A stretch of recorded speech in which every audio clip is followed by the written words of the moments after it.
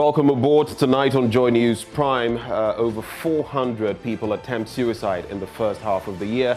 We'll break down the figures, plus hear from the Mental Health Authority, which is pushing for the decriminalization of the act. When the person who was trying to take his or her life is actually going through depression, you go and put the person back in prison. Won't the person come out worse? Now, the governing MPP attributes John Mahama's do-or-die comment to his desperation to return to power. No alternative for the Ghanaian people. Indeed, if he had something of substance to sell, he will not have resorted to the language of do or die. As for the do, they can do, but nobody will die for him. We bring you more on this as the General Secretary of the party, John Boadu, is asking Ghanaians to block the return of John Dramani Mahama to office, insisting he has no alternative solutions in tackling the challenges faced by the electorate. Competent and desperate John Mahama should be given no space to come to the corridors of power.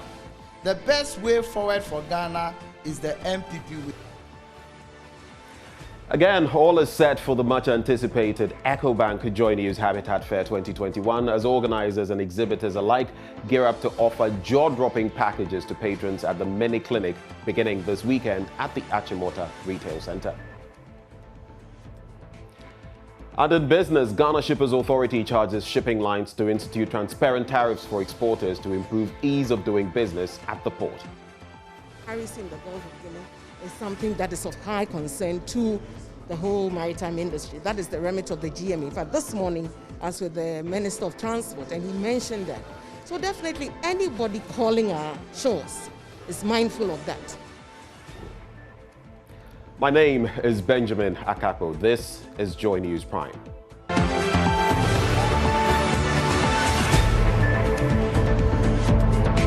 Welcome back. Let's talk mental health. And 417 people have attempted suicide between January and June this year. That's according to the latest report by the Mental Health Authority. The authority says the figures could even be potentially higher than what is reported, as some cases have been swept under the carpet due to stigma. On your screens now is a copy of that report. The authority is, among many other things, pushing for the decriminalization of suicide. And I'll take a look at that copy briefly. It talks about how every 40 seconds somebody somewhere dies by their own hands. Let's break down the figures now as we take a look at what it really looks like. So as you can see on your screens, you would notice that starting with this press release from the Mental Health Authority, World Suicide Prevention Day, which is today, the 10th of September, which is globally being commemorated as Suicide Prevention Day with a thought-provoking theme captioned, "A renewed worldwide commitment to prevent suicides, creating hope through action." Now, this year's theme inspires us to think about what proactive action we can take to build the hope that we would not hear about the incidents of suicide. Let's continue from there and take a look at some statistics. And if you take a look at the incidence of suicides in Ghana, and this trend list is from 2018 to 2021, you would notice that in the year 2018, we had a total of 797 of them, just shy of 800. But in 2019, there was quite a leap with the numbers crossing the 800 barrier all the way to 880. Now, you see another drop. This actually is a drop from on both the 2018 and 2019 figures to 777, and a further drop in 2021 as of now, because we're not through the year yet, up to 417. So those are the figures we're looking at. Now, in terms of mental health in Ghana, data provided by the Ministry of Health in 2021 reveals that a total of 3.1 million Ghanaians, representing about 10% of the country's projected 31 million population, have mental disorders. And that is something that we've heard the health minister say as well. Now, according to the ministry, it is established that 41% of Ghanaians have psychological distress, which is either mild, moderate, or severe. That's a whopping 41%. We can also consider the fact that some 16,000 people are living with severe mental illnesses on the streets, which is another problem we have to tackle in terms of social systems. Now, the cost of mental illness, what's the breakdown? 7% of Ghana's GDP goes into this. Ghana loses 7% of its GDP to mental illness. So let's quickly get into this. Now, the head of the psychiatry unit at the Komfo-Anokye Teaching Hospital is making a strong case for the decriminalization of suicide in the country. Dr. Ruth Owusu-Antwi says the arrest and prosecution of persons who attempt suicide do not deter and prevent such acts, but rather encourage the acts. She says research conducted at the Kumasi Central Prisons revealed victims who attempted suicide and are spending time at the prisons tried several times to end their lives. Dr. Owusu-Antwi wants the state to introduce suicide-friendly policies. She has been speaking at the World Suicide Prevention Day, organized by the Ashanti Regional Health Directorate. The Mental Health Authority says thousands of suicide cases go unreported annually in Ghana. Despite suicide being classified a mental health issue, hardly are those who attempt it go unpunished. Health authorities say until Section 57(2) of the Criminal Offences Act of 1960 decriminalizes suicide to allow victims seek support, many will fall for the act. Dr. Ruth Owusu-Antwi is head of the psychiatry unit at CAT. One of the key negative attitudes as a nation is that if you attempt to take your life, currently in Ghanaian law, it is a criminal offense. So if you tried killing yourself and you don't die, it means that you'll be put behind bars, you'll be sent to jail. Is that a good law? She told a World Suicide Prevention event results of unpublished research at the Kumasi Central Prisons shows persons convicted for attempted suicide later attempted the act several times whilst in prison. She believes this and several others go a long way to stigmatize victims of suicide. When the person who was trying to take his or her life is actually going through depression or is actually going through difficult academic issues, you go and put the person back in prison. Or you find the person, you jail the person. Won't the person come out worse? Some people who support the law, and this law is Section 57, subsection 2 of the Criminal and Other Offences Act of 1960. It says that a person who attempts to commit suicide commits a misdemeanor. And people are arguing that, oh, when we make it a criminal offense, then it will serve as a deterrent. It will prevent people from doing it. People will not be afraid of attempting to kill themselves. We recently took some data, it's still unpublished, from our own Kumasi prisons here.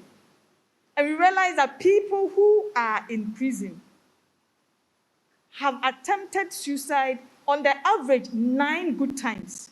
The call is supported by Ashanti Regional Health Director, Dr. Emmanuel Kojotinkran. His region has the highest number of attempted suicides. 63 of such cases were recorded between January and June this year alone, with 50 successful cases. Suicide is a health issue. You see, before somebody commits suicide, then that person has a mental problem. And it's like somebody dying from asthma or somebody dying from hypertension. It's the same. Most of them have a medical condition. Endogenous depression is perhaps the number one. So suicide is a health condition. Suicide is a medical condition. It's unfortunate that somebody attempts suicide and you see the police coming in. Because for me, I don't know those who instituted that law. It's just that they did it out of ignorance. This year's celebration under the theme, Creating Hope Through Action, attracted representatives of the police, prisons, the Ghana Health Service, and students from selected senior high schools to discuss suicide and how to prevent it. From Kumasi, for Joy News, Ohimi Teria reporting. But what exactly will it take to decriminalize suicide? Now, joining us via Zoom to understand the legal process is lawyer Christian MALM, who has filed a writ demanding the state decriminalize the act. But before we talk to him, let's take a look at what he filed. We're going to be looking at some of those details. And it's a writ to invoke the original jurisdiction of the Supreme Court between Christian Lebrecht, MALM Esquire, who is the plaintiff, and the Attorney General, who is the defendant. Now, the nature of relief sought are as follows, and you would see it listed here clearly. A declaration that Section 57(2) of the Criminal Offences Act, that is Act 29 of 1960 as amended, is inconsistent with Articles 15(1), 2A, and B of the 1992 Constitution of the Republic of Ghana, and to that extent be struck out. Again, a declaration that Section 57(2) of the Criminal Offences Act 1960, Act 29, as amended, is inconsistent with Articles 17(1), 2, and 3 of the 1992 Constitution of the Republic of Ghana, and to that extent be struck out. You would also see the capacity in which the plaintiff is bringing the action, which is explained further. As a citizen of Ghana per Article 21A, and it's dated at the law offices of K. Archie and Company Legal and Management Consultants, Atefa House, Kanda Club 10, Accra, this 8th day of May, 2021. So those are the dynamics we have to look at. We're joined at this juncture by Christian MALM, who is a lawyer and joins us via Zoom. Mr. Hesse, now, what has become of that case? Yes, you know that shortly after we filed that, there came the legal vacation. So after filing it, the Attorney General also filed its opposition. So it basically means that the state is opposed to the decriminalization of suicide. And upon the resumption of the legal year, we would file our response to that, and subsequently, the registry will follow suit to set a date for further proceedings of the matter. Now, interestingly, the conversation about decriminalizing suicide has been going on for years, but what would it take to make it a reality? You've been discussing this for quite a long time, but it's not seen the light of day, decriminalizing it. Yes, I mean, just like you said, we have had civil society organizations make a lot of social science arguments as far as this particular issue is concerned.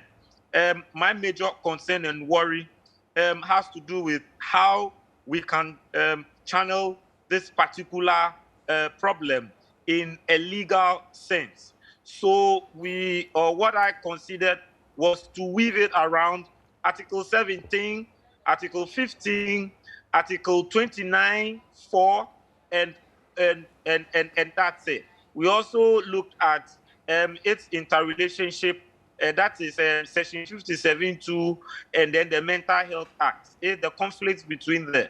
Because if you are going to the Supreme Court,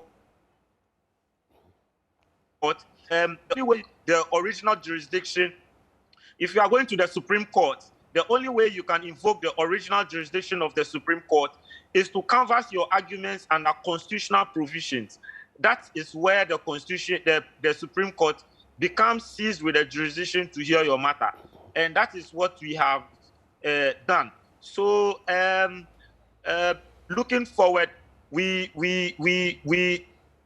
registry will forthwith set date, and when the panel for this particular matter is put out by His Lordship, the Chief Justice, we'll then see the light of day, as most Ghanaians are looking out for. All right, Mr. MALM, do hold the connection with us. Stay with us. Now, let's talk about support systems for people who attempt suicide.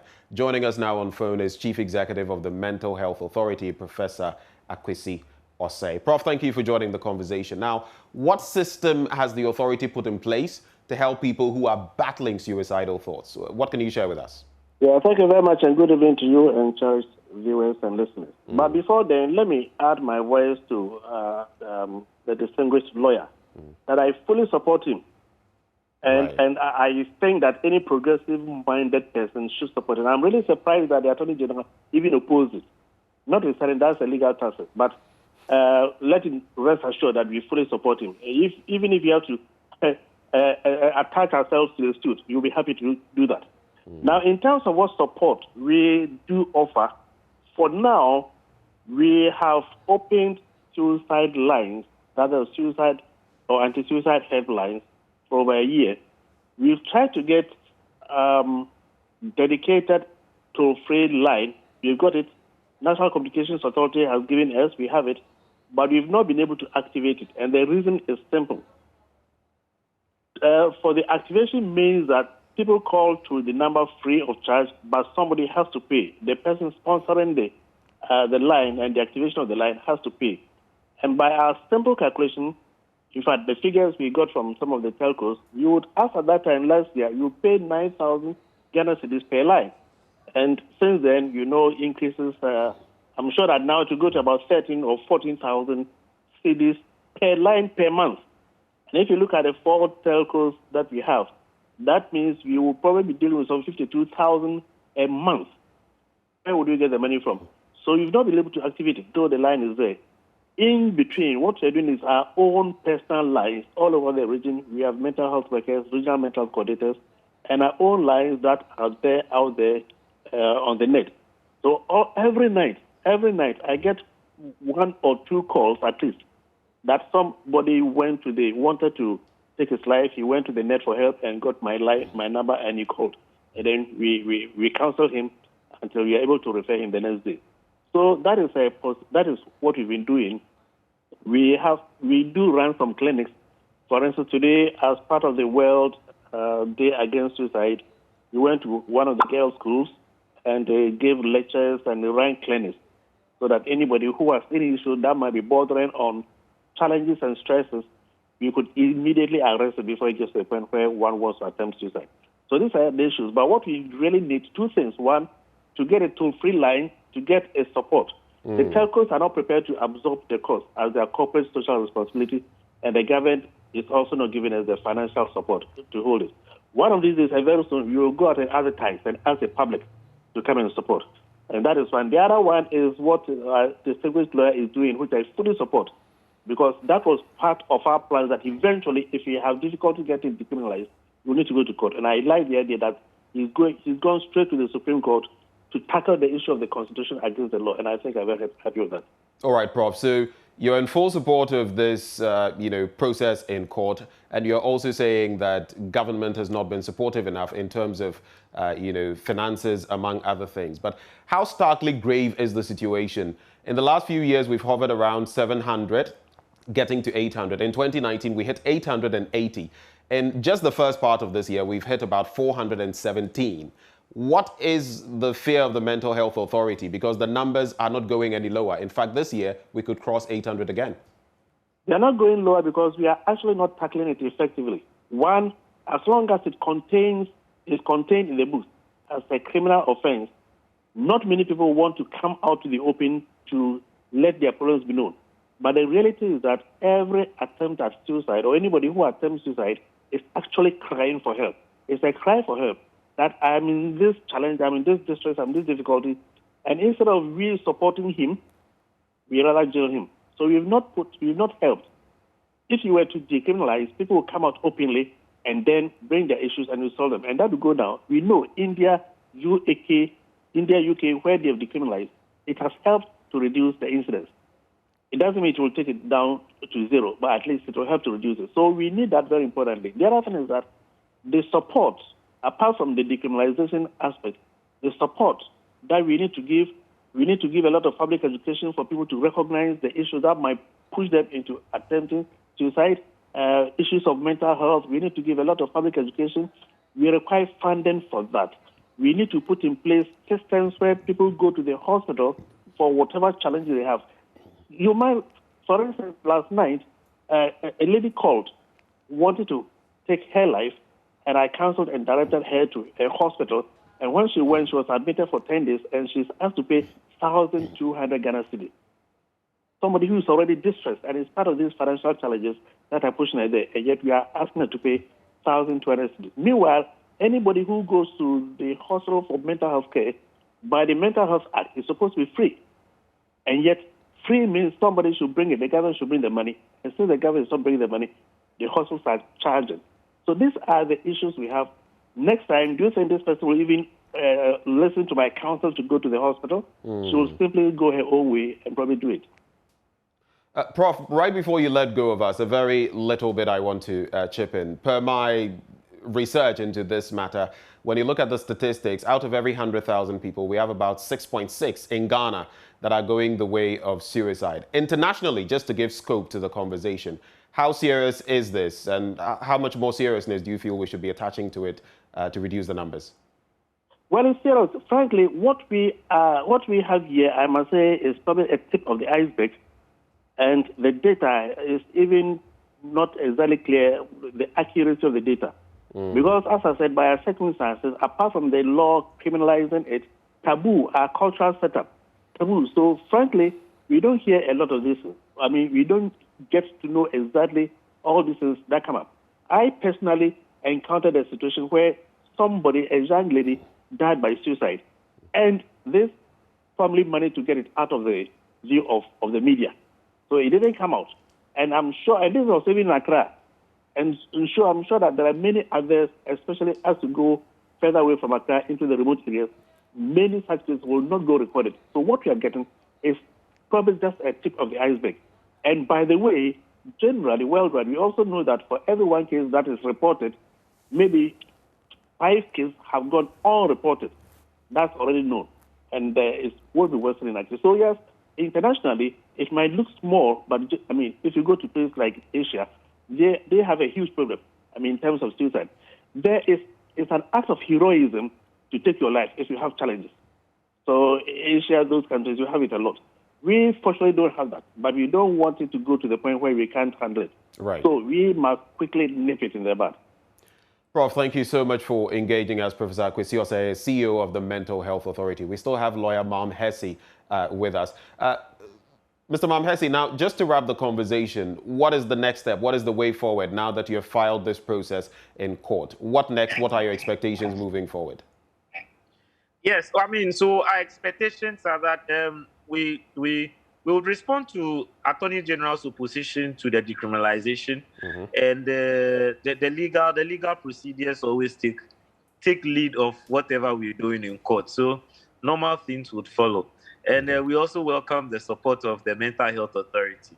It has been a Lone Ranger fight, but a cause for the citizenry of Ghana is what is always on my heart. So we are very appreciative of how Joy FM Multimedia and other platforms have supported my cause and all of that to see to the decriminalization of suicide. I really appreciate it. Lawyer MALM Hesse, thank you very much for your time with us tonight. Christian MALM Hesse has filed that process in court. Now, a section of the Asafo interchange in Kumasi has turned into a death trap following the theft of steel covering drains beneath the overhead.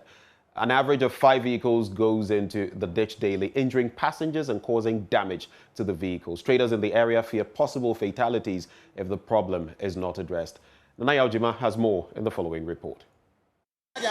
Motorists tactfully managed to swerve open drainage in the middle of the underpass of the Asafo flyover. 6 similar holes are found on the 200-meter stretch. Some drivers who successfully maneuvered their way around share the discomfort.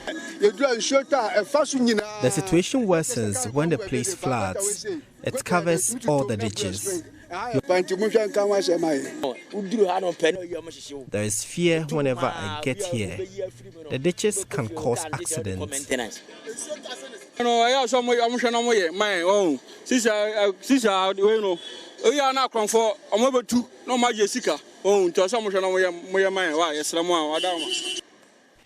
These holes are created as a result of thefts of steel coverings of the drainage.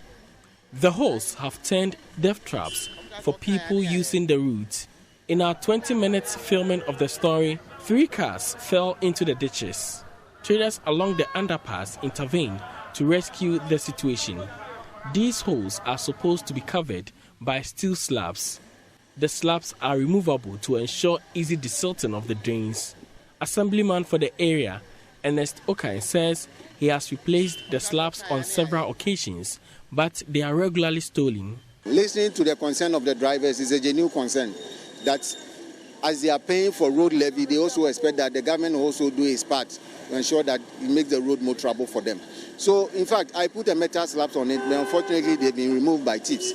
So we are calling on the city authorities, as a matter of urgency, came in to help us to make the road more trouble for them.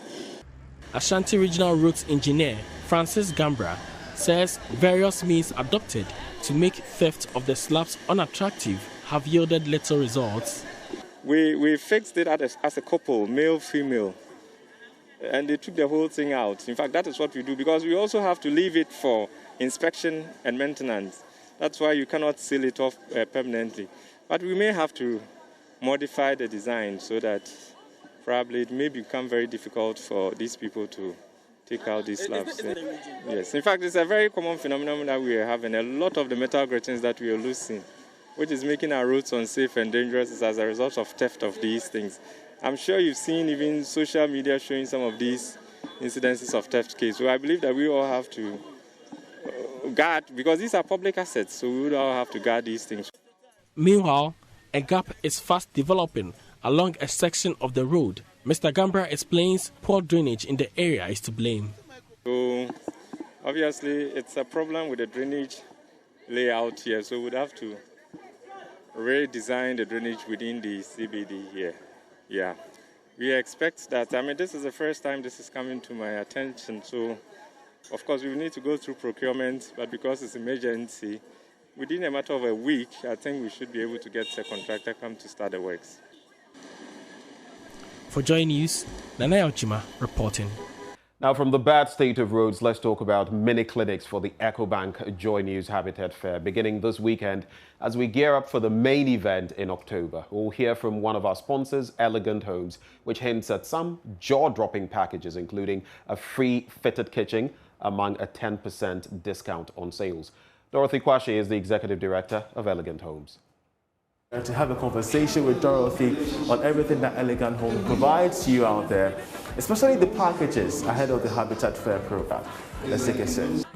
How do you address the issue about either to rent or to buy or even to build? See, it's quite dicey because for me, in my own opinion, or if I wasn't or into the industry, I would have still preferred to buy, because building needs some kind of expertise, some kind of tenacity, and some kind of financial consideration. If you have the means and you can build for like within a year or two, that is fine. And if you can build within a well-planned community, it comes with its own complications. But then what we do is that we are very flexible. You can walk into Elegant Homes and just tell us what you want. Aside all the unique buildings that we have, designs, you can choose any of that one and have it customized to suit you. For example, you can choose the Almond House and then you can add on to it. Now, the first of 4 clinics ahead of the big fair comes up this weekend at the Achimota Retail Center. Be sure not to miss it. Still to come in the bulletin, governing MPP attributes John Mahama's do-or-die comment to his desperation to return to power. No alternative for the Ghanaian people. Indeed, if he had something of substance to sell, he will not have resorted to the language of do or die.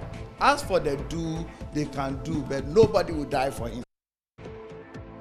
We bring you more as the General Secretary of the party, John Boydo, is asking Ghanaians to block the return of John Mahama to office, insisting he has no alternative solutions in tackling the challenges faced by the electorate. Incompetent and desperate John Mahama should be given no space to come to the corridors of power. The best way forward for Ghana is the MPP way. And welcome to Business. I'm Charles Aitib. The Chief Executive of the Ghana Shippers Authority, Benonita Bismarck, has charged shipping lines to set clear and transparent tariff and refund schemes for port agents and the importers. Now, this, she believes, is critical due to the role these parties play in the growth of the economy. According to her, the issue of unfair and discriminatory charges by shipping lines has been a cause for worry and potential to increase costs of doing business for trade, thus port traders. The CEO was speaking at the 2021 and 2022 Cocoa Freight Negotiation Conference in Accra. We have more in this report. The Cocoa Freight Conference is a platform by the authority to arrange for freight charges on shipment of cocoa for the next crop season. According to the Chief Executive of the Ghana Shippers Authority, Benonita Bismarck, special attention is given to cocoa shipment from Ghana due to the value and premium it has on the economy. She therefore noted that concerns of piracy in the sub-region has been a worry to stakeholders and likely to impact on freight charges. The piracy in the Gulf of Guinea is something that is of high concern to the whole maritime industry. That is the remit of the GMA. In fact, this morning, I was with the Minister of Transport, and he mentioned that. So definitely, anybody calling our shores is mindful of that. It shows that insurance may go up at the end of the day. But then, that is why for cocoa, we sort of ring fence it and then look at it with different lenses, so to speak. It is not subjected to the other vagaries like other things are. Cocoa is of prime importance to us as a country. So we look at things differently. That's not to say you will not take those things into consideration. But this is the mainstay of Ghana, and we look at it with different lenses. We ensure that Ghana benefits for all of it, and then, there's a win-win situation for everybody. Managing Director of the Cocoa Marketing Company Limited, Vincent Autry Akomiya, told Joy Business that necessary background checks have been done in order to fix a favorable rate for both shipping lines and the shipping agents. We've researched the market, we know the trends. We have also looked at our business as cocoa people. By the time we are done, we'll come up with something which will be mutually beneficial to both of us. That's those of us from the government side and those of them from the shipping line side. Many of the shipping lines engaged by Joy Business expressed confidence that all stakeholders will work together with a new rate. Now, PZ Cousins has launched a Camel Because We Care campaign to create awareness and raise a minimum of 250,000 cedis for the diagnosis and treatment of childhood cancer in Ghana. Speaking at the launch, Deputy Health Minister Mahama Asay saying he promised government intervention in making the national health insurance more inclusive to allow for early diagnosis and treatment of childhood cancer. We have more in this report.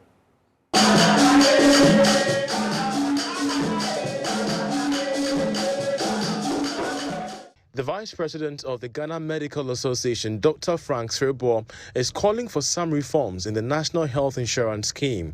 According to him, most parents, due to financial challenges, are not able to afford treatment for their children. He was speaking at the launch of the second season of Camels Because We Care campaign by PZ Cousins. The campaign, under the theme Give 10 Pesos, Give Hope, is aimed at creating awareness and raising funds for the diagnosis and treatment of childhood cancers in Ghana. We are also happy that the Deputy Minister is here. And as we have all been told, childhood cancers are largely curable. However, it is unfortunate that it is not captured on the National Health Insurance Scheme. And we believe that he will carry the message back home so that clear policies will be made for us to be able to capture national health insurance, childhood cancers or the national health insurance. The Deputy Minister of Health, Mahama Asay, saying he promises government intervention in making the national health insurance more inclusive to allow for early diagnosis and treatment of childhood cancer.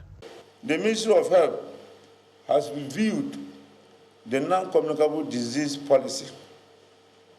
Cancer care, including childhood cancers, has been prioritized in the revised policy to address continuum, this is a medical word, in a comprehensive manner, including addressing cost of treatment of childhood cancers, possibly under the NHS, healthcare, National Health Insurance Care, Unfortunately for you, I'm the supervising minister of this. So I don't need to tell my minister, I'm going straight to tell them. We should add this one into the National Health Insurance. At the launch was the Lions Club, the Ghana Medical Association and the Multimedia Group, among other partners who pledged their support to ensure that the initiative is successful. For every bottle of Camel antiseptic liquid you buy, PZ Cousins will donate 10 pesos to the Camel Because We Care initiative as contribution to the fight against childhood cancer in Ghana. Join us again to fight childhood cancer. All you have to do is to buy Camel antiseptic liquid, and we will use 10 pesos to support the Because We Care initiative to help a child with cancer. Give 10. And that'll be all for business for this segment. I'm Charles I. Till we have sports coming next. Do stay. It's time to bring you sports. I'm Hans Mensah Andon. Our former MP for Tema East and football enthusiast Titus Glover has launched an attack on President of the Ghana Football Association, Keto Kweku, insisting he must stop interfering in the work of the coach of the Black Stars, CK Akono, who has come under immense pressure following Ghana's abysmal performance in the 2022 World Cup qualifier against South Africa. Titus Glover was the main guest on Sports Today. You could realize that when my good friend Kwesi Appiah exited, the FA had wanted to go in for a foreign coach. And the client said, no, we still want to go with a Ghanaian coach because we believe that our own can perform. Therefore, let's allow CK to fit in. All that CK wanted is the cooperation and the free hand to go and scout for the best of players to feed into the national team. He should be given the opportunity. You can't tell Coach Mourinho or what do you call it, the Fabio Capellos what to do. You can suggest, you can make input, but when you want to impose players on the coach, you have a problem. Is that what is happening? That is exactly what is happening, and that is what Kex and his people are doing. They form agency all over the place, and they always want their players to be invited into the national team. Of course. So you have the proof that the FA president and his cronies have formed agencies. They have agencies. That's a fact. Okay. A typical player is bride menu. There's an audio going on. Yeah. That boy has admitted he didn't know what the factors that even contributed to his invitation to the national team. Yes, exactly. That tells you that, look, first of all, you need to allow the coach that free hand. By this time, you should have gone round. Hitherto, that was happening. It is the coaches that goes around with one or two people. They will divide themselves and they will go and follow a particular player. The number of times that they are feeded in their teams, we don't see it on this now. Now other people are doing that job on behalf of the coach. I totally disagree. But this is the other thing. So the circumstances around, or the environment within which he's working is not the best, but he's still at post. What it is that he's at liberty to say no. He's still at post. He's still at post because he thinks he can deliver, and it is people like you and I that could come in and speak for him. Now, still on CK Akono, the Black Stars coach has invited 75 players since he took over 20 months ago, despite promising to rely on a pool of 40 players. Let's put his call-ups into perspective. And as you can see on your screen, he's called up 7 goalkeepers, 25 defenders, 27 midfielders, and 16 strikers. And the following players have earned the most call-ups by CK Akono. Richard Ofori, the goalkeeper, with 6 call-ups. And Emmanuel Omote, Nicholas Opoku, Mubarak Wakasu, Andre Dede Ayew, Jordan Ayew, Thomas Partey, Samuel Owusu, Razak Abalora, and Mohamed Kudus with 5 call-ups each. Minutes played by local players under CK Akono. Razak Abalora with 368 minutes. Ibrahim Moro with 20 minutes. Justice Blay with 12 minutes. So Ismail Ghani with 197 minutes. Fatal Mohammed with 90 minutes. Christopher Nete with 71 minutes. Kwame Poku with 62 minutes. Gladson Awako with 45 minutes. And a number of players have been called up without enjoying any time at all. Rashid Note with just 1 minute. And then Eric Ofori, I beg your pardon. Richard Attar, Danlad Ibrahim, Philemon Bafour, Yusuf Mubarak, Samuel Ashikwe, Joseph Ejay, Fatau Isahaku, Friye Barnier, and Joseph Esso with No minutes at all after being called up by CK Akono. In total, local players have enjoyed 858 minutes of football under Black Stars coach CK Akono. And of course, you can read more on this and other stories at myjoyonline.com. We'll bring you more sports later in the bulletin.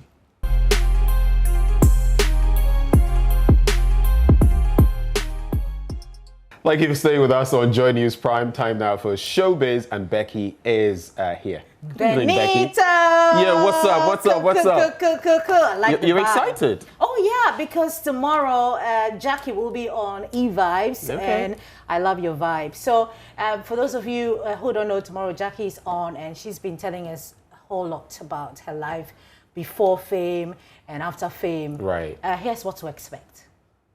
With me, I never knew I was going to be an artist. Okay. To be very honest, I just saw myself as someone that was interested in entertainment. Okay. That was what I told myself. So anything that has to do with acting, being behind the cameras or being in front of the cameras, anything that had to do with entertainment, I just wanted to be a part of it. Okay. I was the entertainment prefect in my secondary school, TIMAS, in Kumasi. So I was always around entertainment. My dad as well, growing up around entertainment.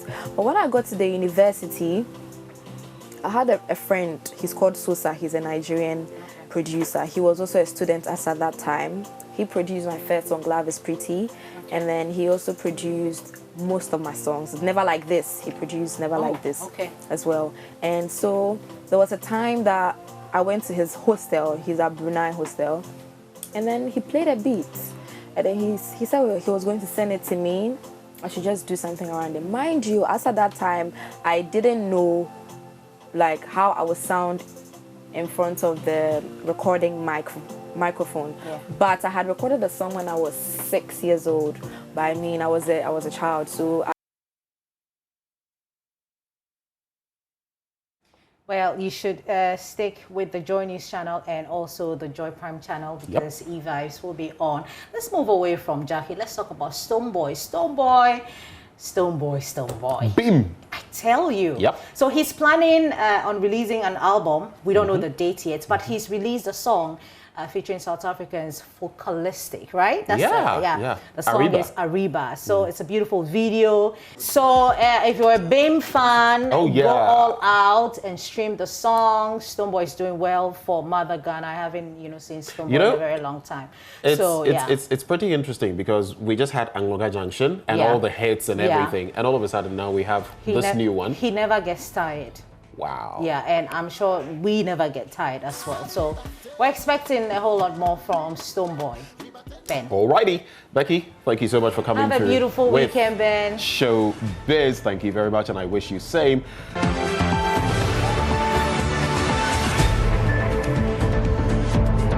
Welcome back on Joy News Prime. Back on the local scene, General Secretary of the governing MPP, John Bwedu, says 2020 flag bearer of the NDC, John Mahama's resort to violent comments indicates his desperation to return to power.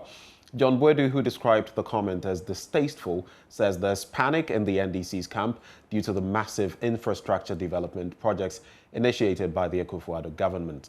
In the view of Mr. Bwedu, the former president has no alternative solutions in addressing the problems facing Ghanaians and must not be given a chance to return to office.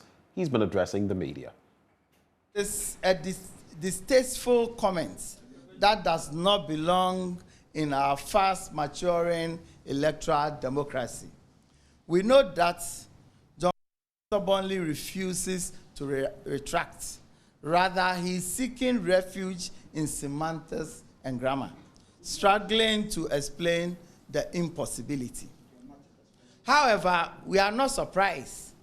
Being in opposition and desperate to come back to power, John Mahama must be panicking at the pace at which the Akufo-Addo government is moving.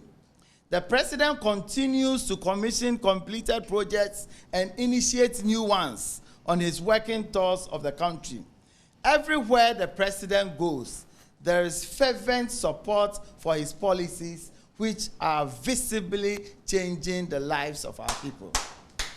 Infrastructure is springing up fast in the regions. particularly in the new regions as well.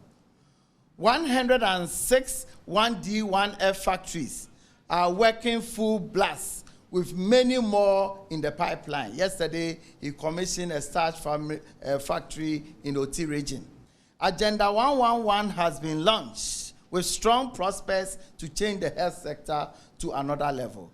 In confirmation of these, the IMF has granted Ghana $1 billion in special drawing rights without any conditionalities whatsoever. No wonder former President Mahama is desperate. He has no blueprint to match the progress he's seeing. He has no alternative for the Ghanaian people. Indeed, if he had something of substance to sell, he will not have resorted to the language of do or die. As for the do, they can do, but nobody will die for him. Do or die at polling station depends on the preparedness of the party. The NDC's history shows that they have never truly prepared at polling stations, where they have not been able to design and implement an architecture that can deliver results at the polling station to enable them to inform themselves.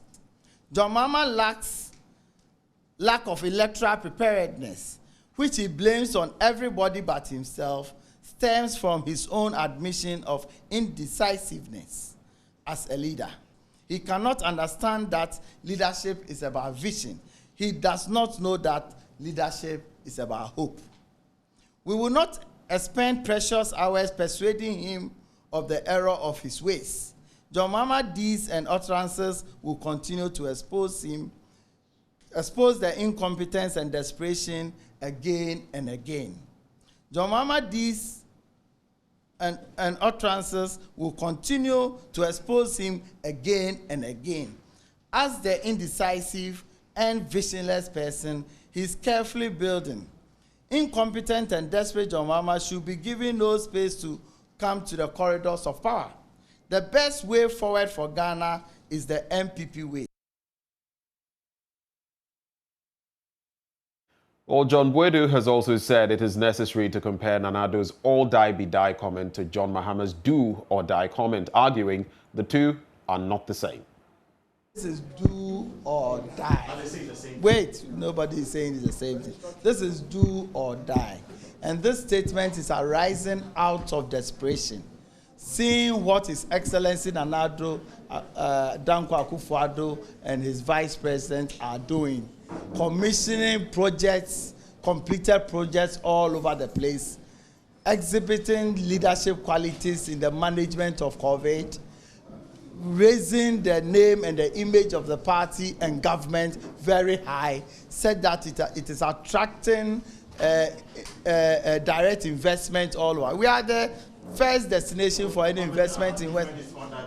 I'm saying that we are the first destination in driving private sector investment into this country. So you can see clearly that it is desperation that is causing that. And I would have expected that, having been in power for 4 or 5 years, having been deputy minister before, by now he may have some alternatives, you understand, so that we can come back here, because that's what we are waiting for. We have slated as a party that every week, every Friday, we are going to engage the media. We will expect that he also come out of pragmatic, visionary programs and alternatives for us all to discuss, rather than wasting our time comparing do or die be die and all that. I think that it is unnecessary. It is a slip that he needs to accept and move on.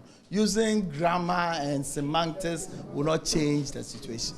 Now, President Akufo-Addo has promised the chiefs and the people of the Hohoi constituency in the VOLTA region of accelerated development during his second tenure.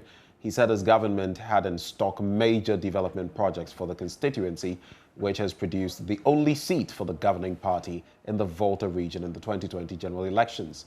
Addressing traditional authorities and Zongo leaders from Alavanyo and Huli, traditional areas in Hohoi, he hinted that the constituency would benefit from a 44,000 metric ton water project, which would be his legacy in the area. I'm glad that you have noted that work on the Eastern Corridor has resumed and that it is now quite active. First Sky is working on the area, and indeed 10 separate contracts covering the entirety of the Eastern Corridor has now been awarded by the Ministry of Works and Housing, so that the 713 kilometers that represent the Eastern Corridor, beginning from Tema until it concludes in the north, are all being worked on as we speak.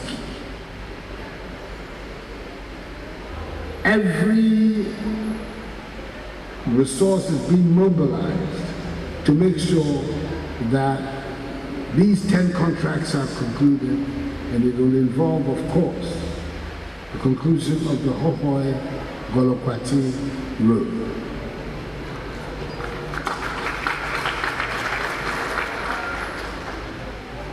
I'm sure you can well imagine that when the name of Hohoe or any Hohoe-related matter comes into the cabinet, there's a lot of excitement and determination to make sure Hohoe is properly served. And then finally, and this is something that I'm going to myself take on board to ensure that the 65% completion of the Hohoe Sports Stadium that has been stalled is in fact finally completed. So we have major projects for Hohoe, and these major projects are going to be done. We focus now on the Oti region, where President Akufo-Addo has ended his one-day tour on Thursday with a call to unite and support government for development. The visit to the region is the first after the 2020 election that was his re-election as president for a second term. The president thanked the people of the Oti region for their votes, despite his party not securing a single parliamentary seat in the region. He reiterated his commitment to construct a bridge over the Oti River as his legacy by the end of his second term as the president of Ghana. Peter Senu has a wrap of events of the president's tour. Of water should still lack potable water. The president, addressing the chiefs, expressed appreciation for their votes at the December 2020 polls. He said he is grateful despite the poor showing of his party in the polls in the region. My asset, sir, about a 2 year no. AJB, quite the answer, AJB. It's just a better one and 2 months. So, asset, I zero. Presidential votes in I zero, parliament, I zero, even parliaments, you to my microphone, you I buy a yen and Madame said, yes, Yampupon said, November 2024 there. Responding to the challenges, the president said those issues would be referred to the various quarters for resolution. He said his legacy for the region would be the construction of the bridge over Oti River requested by the people and would be done by the end of his tenure as president. But Oti Bridge to them, I am determined and I've made the promise and I am going to see to it that it is done. I am here, the Oka legacy, it is going to be my legacy for this region. Yes, the president later inspected work on the almost finished waste management plant at Yariga in Dambai. The president's next stop was at Nkwanta, where he met chiefs from Nkwanta North and South areas. Nana Obombo Lupura II spoke on behalf of the people. He thanked the president for his intervention at ensuring peace and security in the area under his administration. The security and the peace we are enjoying in the region, that one, we commend you for that. It's perfect. Among other challenges that needed attention is the 2-year-old steel bridge that caved in due to heavy-duty trucks that use that route. The routes minister, Mokwata, and the president urged residents in the area to report any wrongdoings in society, since someone would have seen the driver who did that so that he could be surcharged. The president later visited Kijebi, where he was briefed by the resident engineer from Ghana Highways Authority, Emmanuel Klu, on the level of progress of work on the 56.4 stretch of the Eastern Corridor Road from Jasikan to Dodo Pepesu. The president has since left the Oti region for the Volta region. Peter Sanu for Joy News. Let's talk job-related matters now, and some employers who are looking to hire at the just-ended fair organized by the YEA are worried about the quality of some of the graduates who turned up for jobs. The employers are disappointed many of the job seekers do not possess the soft skills that they are looking for.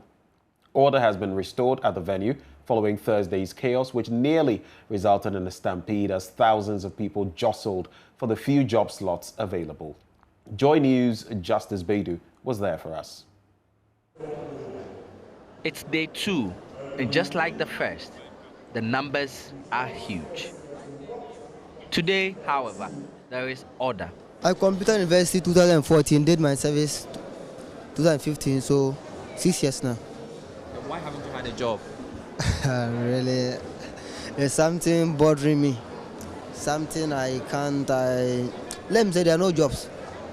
Yes, there are no jobs in the country. Yes. Yes. Why aren't there jobs? Well, maybe because the government have not created jobs.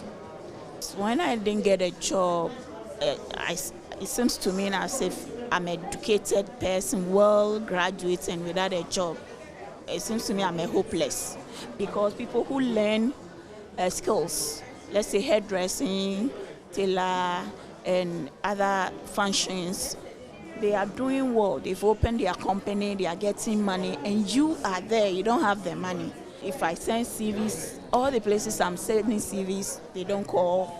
You do follow up, they won't call. Some agents too, when you go to them, they say you should pay money for the form. Other 100 cedis, 70 cedis, and they'll be collecting some monies from you and you don't know what the money is for. This is not a government who is giving vacancies, and I just want to clear that. This is a government working in connection with the private sector who have vacancies to actually fill.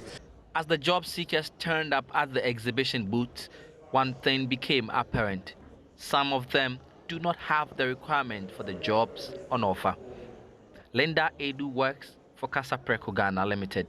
Basically, when they hear Casapreco, everybody wants to work with Casapreco, forgetting that there are some needed skills one has to actually have to be able to work with us.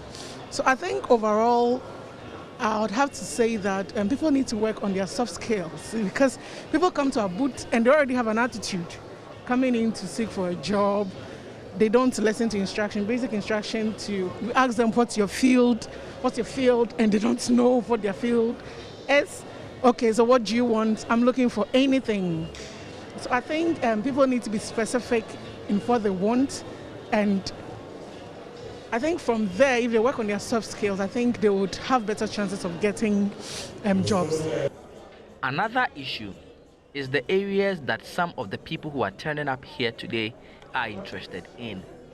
Fortune Agboche runs a company which is looking to hire graduates in technical and vocational training. He's been disappointed by those who have come in so far. Currently, the youths coming to our stand, most of them are not into TVET.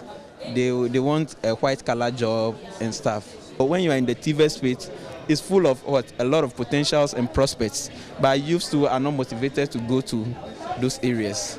The job fair ends today, but the Youth Employment Authority, organizers of the program, say the process to connect people looking for jobs with available ones would continue. For some of the job seekers, the next few days may be a long wait to see if they will be the lucky ones to get picked. Justice Baidu, Joy News, Accra. Now, the Ministry of Roads and Highways is asking Ghanaians to pay more in road tolls and property tax. This is part of government's quest to raise funds to finance the country's road deficit. The ministry says this has become necessary as the road fund continues to grow lean as against the huge needs in road infrastructure. Here's Deputy Roads Minister Stephen Jalula The Deputy Roads Minister has also directed all contractors who have abandoned project sites due to delayed payments to return immediately or risk being sacked. The government last month released some 800 million Ghana cedis for the payment of arrears owed contractors, but some of them are yet to return to the site. Stephen Jalula says if this continues, their contracts will be terminated following prosecution. If they left site because of non-payment and now the state has paid them money, it's incumbent on them to return to site and carry on with their works. But if they don't come, that means that they don't have the intention to work again. And so our procedure is to serve them with letters, first warning, second warning, and ultimately we terminate. And sometimes we have to prosecute them. Okay, so that is what I just reiterated, that all the contractors who are not on site and some for non-performance, not because we owe them. Some of them we have paid them all their IPCs, but yeah, they will hide under the cloak of non-payment, and they will not do the work. But now, if they don't return to site, I think we can terminate their contracts. Well, today on the Classroom Project, Jasahine of Breman Jamra Nanakwesi Enning III says they are ready to mobilize themselves to construct the DA school with every resource or material that would be available to the community. His assurance comes as donations begin to pour in support of the construction of the existing weak and deadly school block, which pupils fear could collapse on them any day. Years ago, almost everybody expected the government to do everything. Now, the demand on the government has increased. The years ago expectation cannot work now. So the community is willing and ready to, as it were, provide communal labor to support any NGO, any philanthropist, any institution that will want to come and rebuild the school building for us.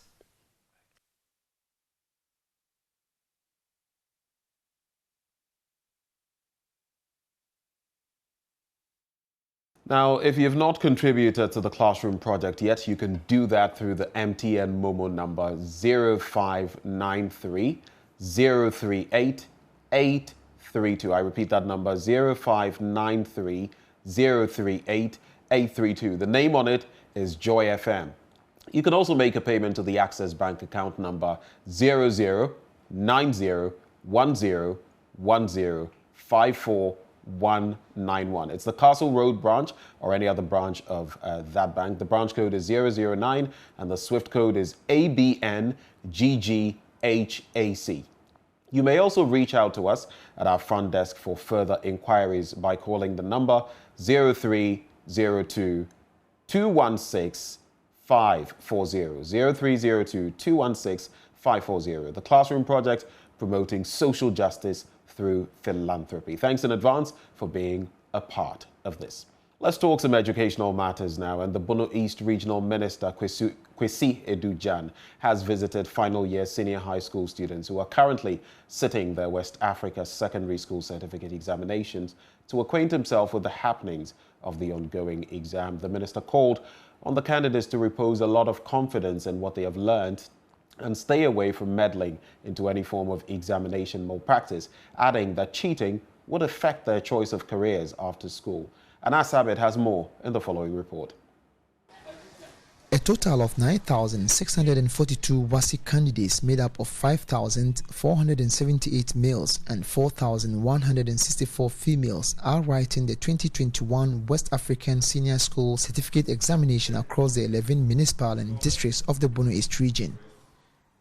Bono East Regional Minister Kwesi Edujan, after visiting some centers including the Mount Carmel Girls Senior High School and the Techiman Senior High School, told Joy News that the move is to assess the conduct of the examination as well as encourage the students to do well in the exams.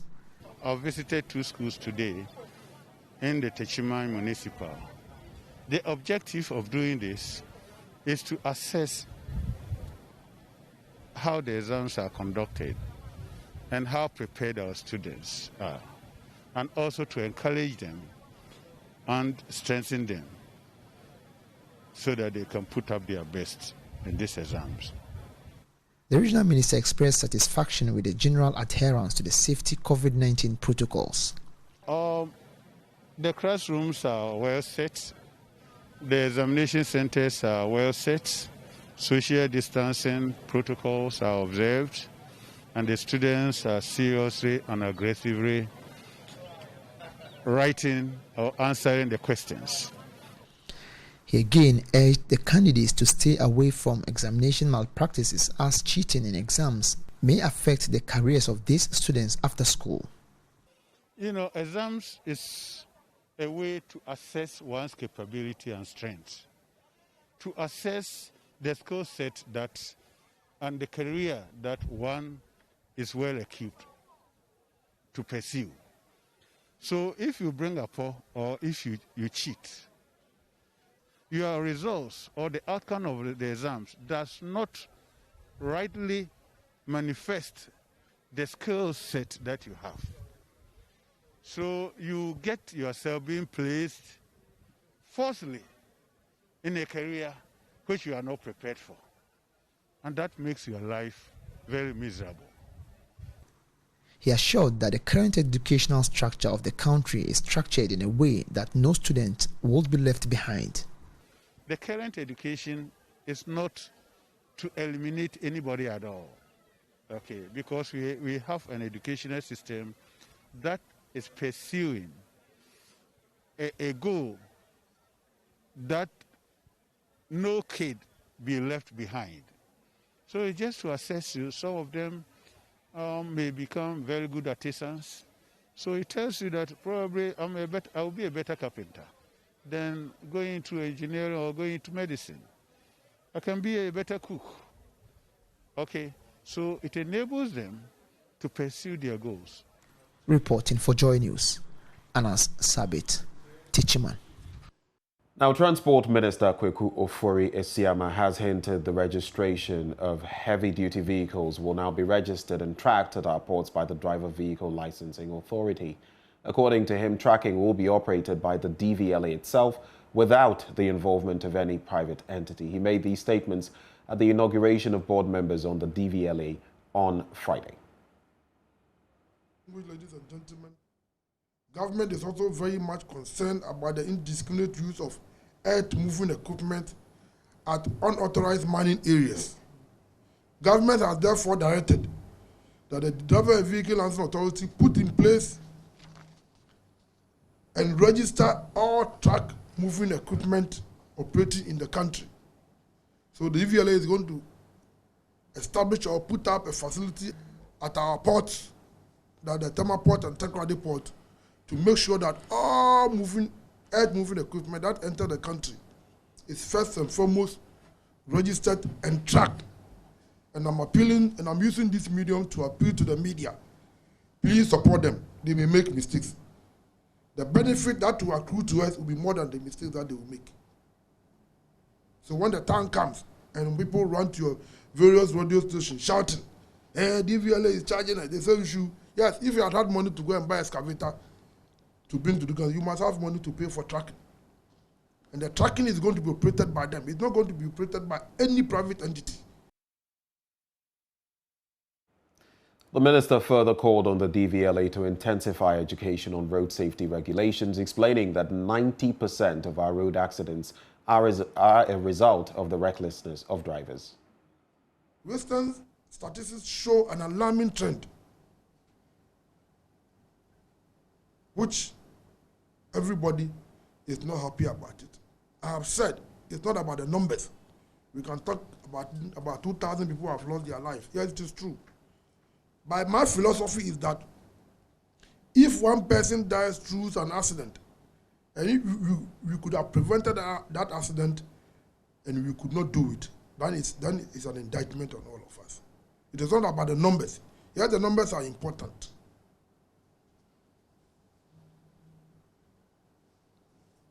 But some of these road crashes are as a result of indiscipline on our part of road users, on the part of drivers. The statistics show that about 90% of these accidents could have been prevented if drivers had been a little bit diligent. So National Road Safety, I know that since 2017, you have intensified your activities. You have intensified your campaign more than any other years. Yes, the numbers are going up. Nobody is blaming you.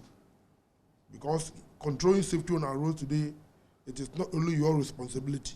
Your part is continue to educate people and bring out policies and programs. That is why His Excellency first so strongly that it was appropriate.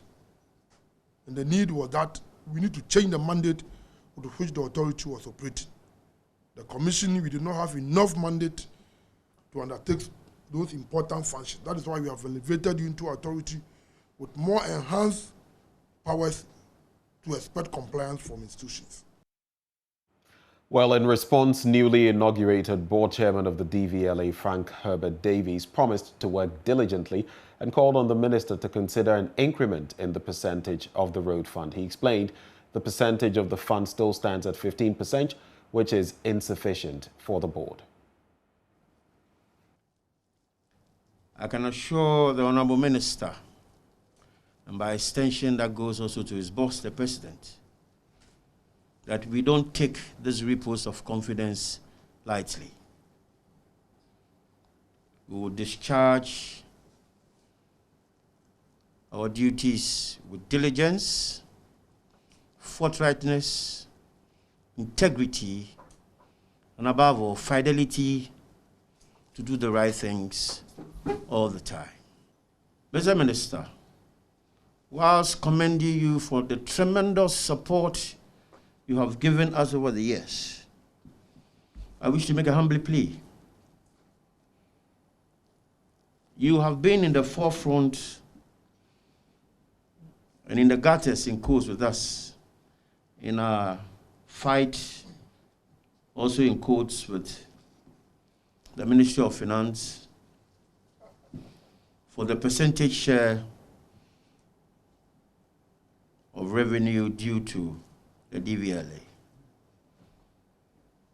By His divine grace and favor, we now have 100% share of the Government of Ghana funds available to the DVLA.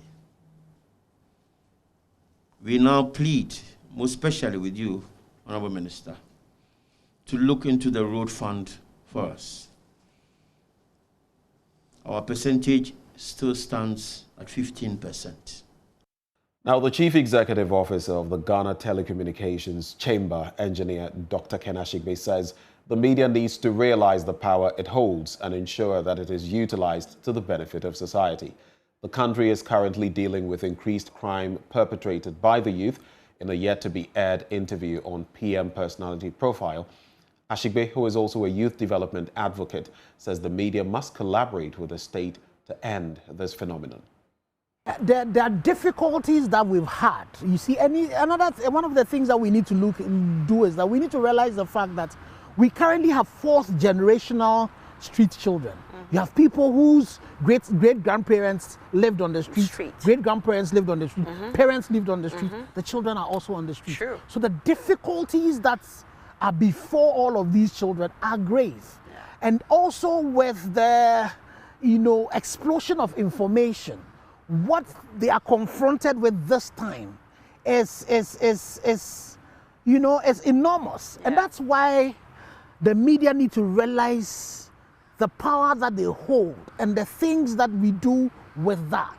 Some of the things we show on TV, the family system that held us together is completely broken. Yeah, has the state failed us? Definitely, I think, well, beyond even the state, what we as people, have we also failed?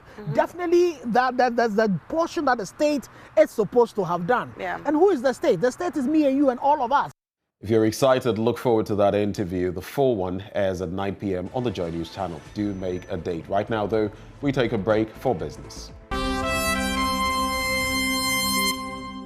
And we're back with business with me, Charles Aitis. Secretary General Ghana has pledged its commitment of creating an institution that is agile and responsive to the needs of customers. particularly within the micro, small and medium enterprise category, which it describes as the bedrock of the economy.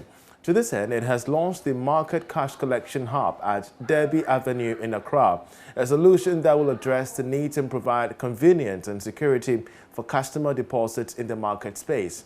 According to the listed bank, its vision is to create an institution that is agile and responsive to the needs of customers. There is more in this report. Societe Generale Ghana says it has positioned itself to be the bank of choice for all customers, including micro, small and medium enterprises. According to the Managing Director Hakeem Uzani, the opening of the Market Collection Hub is to provide support to the entrepreneurial women and men who may feel unsafe of carrying large amounts of cash to make deposits. He explained to Joy Business the rationale behind the opening of the Cash Collection Hub. Societe Generale for almost 20 years are in Ghana. We have already 40 outlets, 40 branches all over the country.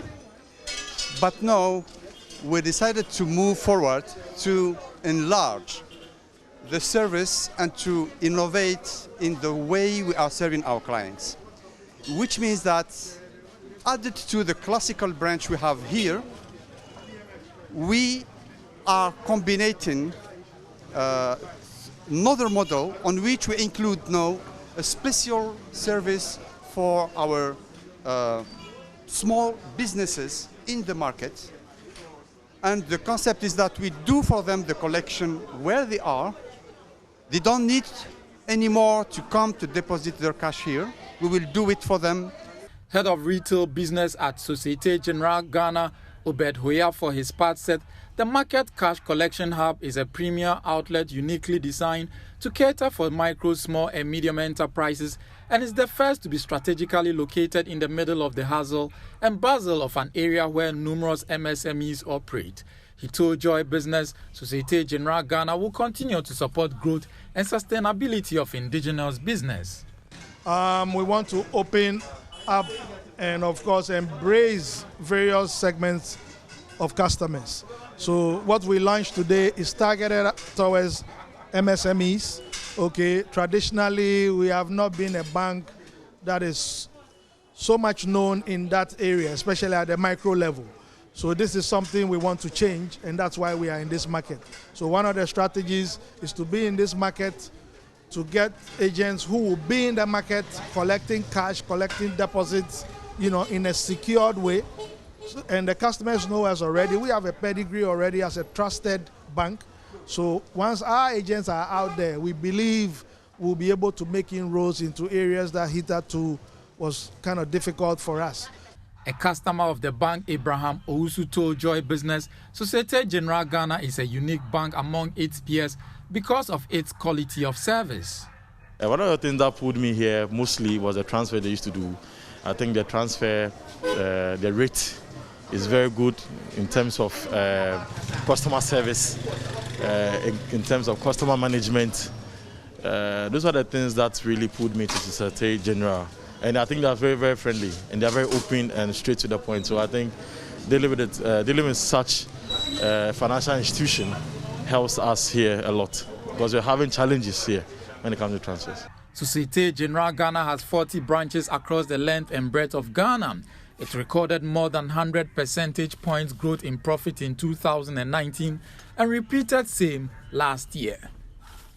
Commercial banks are worried about the spike in inflation and its negative impact on interest rates and the cost of credit. The general price levels of goods and services have witnessed consistent increase over the past 4 months to hit 9.7% in August. Speaking on PM Express, the business edition, the chief executive of the Ghana Association of Bankers, John Ewa, said this shows that reduction in interest rates can be linked to the Ghanaian economy.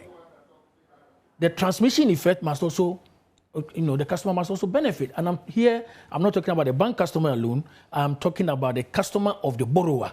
The businesses that are borrowing big amounts of money from the banks who are benefiting from these rate declines. To what extent are they also transmitting those benefits to their Mr. Ewa, do you think that the spike in inflation rate, again, comes back to the whole argument is that, when we are talking about cost of credit, we cannot take the macro argument out. And therefore, if government by policy deals with the food inflation aspect of it, inflation should come down again, and that could again help push cost of credit down. Yes, of course. I mean, if, as inflation comes down, you find that what's the name? The policy rate has also been chasing it. You understand? And the lending rate, or the Ghana reference rate, which is the benchmark rate for lending now since 2018, is an interplay between the policy rate, the 91-day benchmark, and the interbank lending rate. And these things are affected by how the macro variables, of course, the economy is functioning. As market conditions are favorable and rates are trending positively downwards, I mean, we all benefit. We are all bank customers. I don't borrow at concessionary rates. You don't. Now, the Ghana Hotels Association says a large number of its members are yet to fully recover from the effects of COVID-19. According to its president, Dr. Edward Akanyamike Jr., many hotels have not been able to meet even half of the pre-COVID-19 occupancy rate. He spoke to Joy Business at the signing ceremony of the 5th Ghana Hotels Association Awards 2020 between the Hotels Association and Customer Service Africa. We have more in this report. Akanyamike Jr. is calling for government's full support in order to aid members to recover swiftly from the impact of the coronavirus pandemic on their operations. According to him, that is the only way the industry will be able to stand on its feet going forward. Well, it has not been what we would have wished for. It has not been where we want it to be. I'm sure you are aware of the challenges that we had with the NBSSI, the then NBSSI. Recently, another 55 million Ghana cedis, specifically for the hospitality industry, has been announced. The deadline for one of the applications ended in 11th August. We are still waiting for the disbursement of that money. So if you talk about support or stimulus package from government, I can say on authority that we have not received what we think is enough to get the business back on its feet. Executive Director of Customer Service Africa, Priscilla Wellington, who also doubles as brand ambassador of the Ghana Hotels Association Awards, called on industry players to extend the needed support to be able to achieve their set target. So the Ghana Hotels Association prestigious 5th GHA Awards, it's such an honor to be part of that. And the hotels in Ghana, you know, they are the ones that have really been hit with the COVID.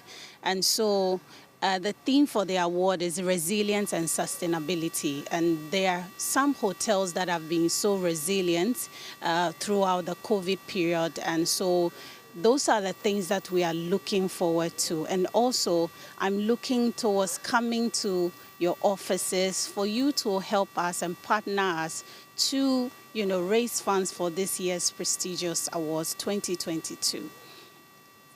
The 5th Ghana Association Awards is set to be launched in October under the theme Resilience and Sustainability of Hotels in Ghana. The partnership is targeted at raising 250,000 Ghana cedis to aid in the organization of the awards.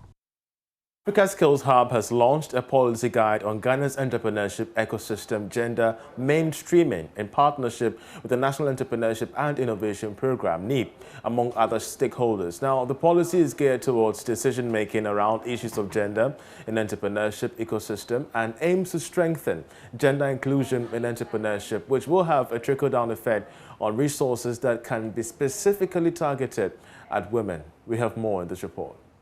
As a country, Ghana has committed itself to the promotion of women's rights and gender equality through gender mainstreaming in all processes and sectors of development as mandated by the United Nations. However, there have been certain gaps in fully achieving gender equality, and Africa Skills Hub, together with its partners, has outdoored the policy to help fill the gap. Here is Executive Director of Africa Skills Hub, Daniel Entry.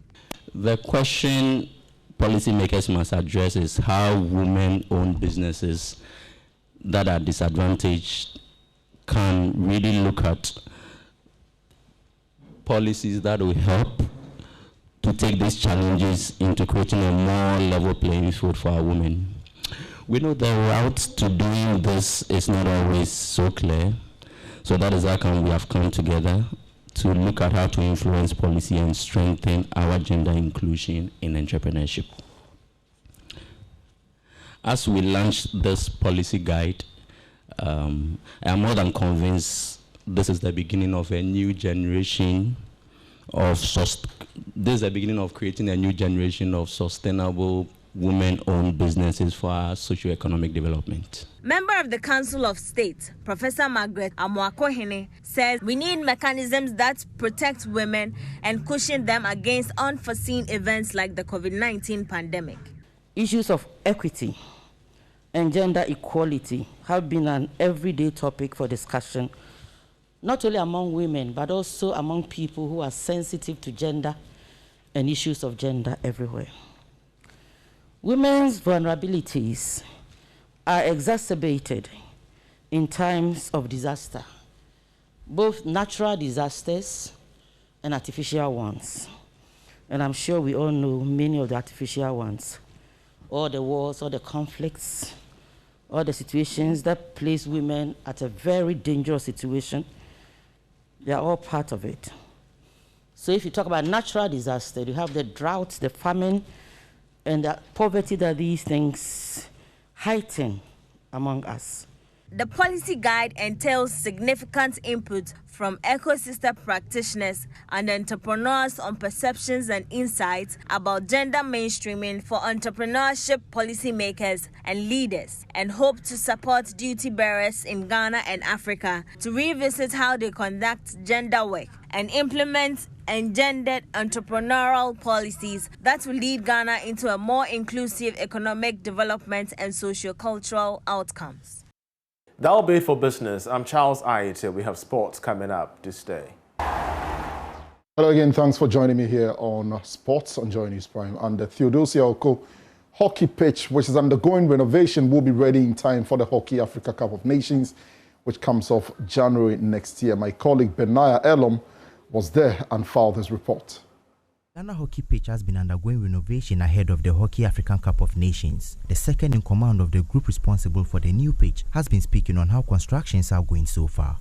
So far, so good. We've been able to do almost 99% of the works, and we are rounding up by this weekend. This is the best so far that is being used for all international tournaments. So we can't have anything other than this one. When is this expected to be 100% done? By Sunday we should finish, yes. He also said there are plans in place to ensure that the pitch is maintained. We are signing a maintenance agreement with the contractor and all the subcontractors so that periodically, let's say every quarter, we need to make sure that these things are in good shape. Because if you leave them for a long time, you would have to spend enough money to put them back in shape. So quarterly, we would have to be reviewing it and see that everything is in good shape. That's the program that we have. Mr. Nanenki of the Best Company Limited says the newly constructed hockey pitch is expected to last the next decade. As Best Limited, with the technology know-how, we have done this, and we are optimistic that in the next decade ahead of us, that is over 10 years, we will be witnessing beautiful game played here at the National Hockey Stadium. Manufacturers are from the world's #1 producer, CC Grass, and they manufacture it to last for not less than 10 years. But the company that constructed for you also plays a good and key point. If you go for any contractor, they can do it for you and your product will go bad in about 6 months or 1 year. Ghana is set to host the African Cup for Club Champions and Africa Cup of Nations in December and January, respectively. Benaya Elom, Dafiamepo, Joy Sports. And we've got big weekend of European football coming up. Let's check out the fixtures from the major European leagues. In England, it's Crystal Palace up against Tottenham. Manchester United, Cristiano Ronaldo will be expected to make his second debut for the club as they come up against Newcastle United. Southampton up against West Ham United. Arsenal will be hoping to get their season underway as they take on Norwich. Brentford will play Brighton. Leicester will play Manchester City. Champions Watford up against Wolves. Chelsea versus Aston Villa. All of those games on Saturday. Sunday, there's Leeds United versus Liverpool at Elland Road. And then on Monday, Everton will take on Burnley. The French Liga on Saturday, PSG will play Clermont, Monaco up against Marseille. Montpellier on Sunday will take on Saint-Etienne. Bordeaux versus Lens. Brest will take on Angers, and Metz versus Troyes. Rennes will take on Reims, and Nantes will take on Nice. Lyon versus Strasbourg. The Spanish La Liga will see Levante take on Rayo Vallecano. Athletic Club Bilbao will take on Real Mallorca. And on Sunday, Espanyol will take on Atletico Madrid. Osasuna will play Valencia. Cadiz versus Real Sociedad. Real Madrid take on Celta Vigo. On Monday, it's Getafe up against Elche. Granada versus Real Betis.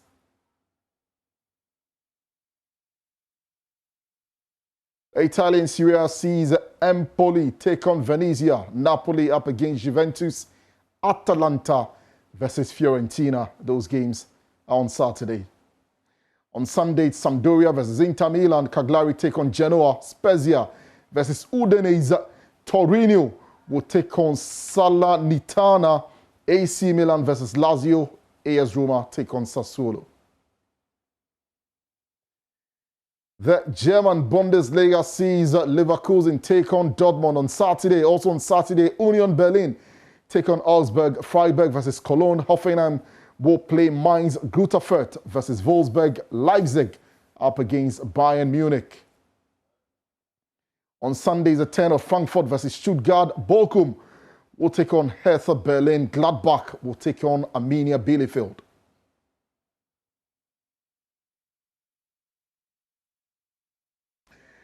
And those are the fixtures to look forward to in Europe for this weekend. Of course, you can read more sports at myjoyonline.com/sport. My name is Hans Mensah, and do have a lovely weekend.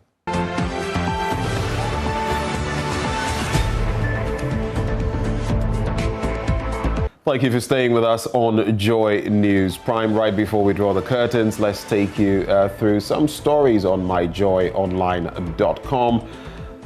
And we have University of Education Wittenberg graduate dies after failed backflip in celebration of final exam. You can check out more stories on myjoyonline.com. My name is Benjamin Akakwe. It's been a pleasure coming your way. Do have a good night.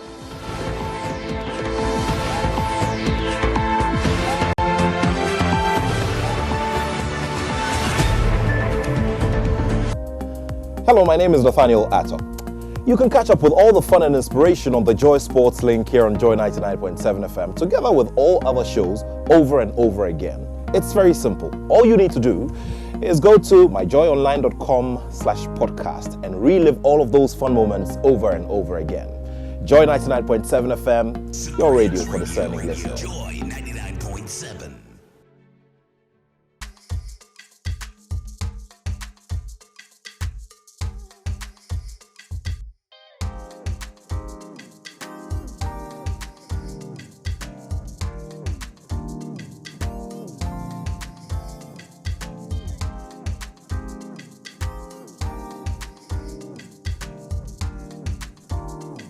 Hello and welcome to Springboard, your virtual university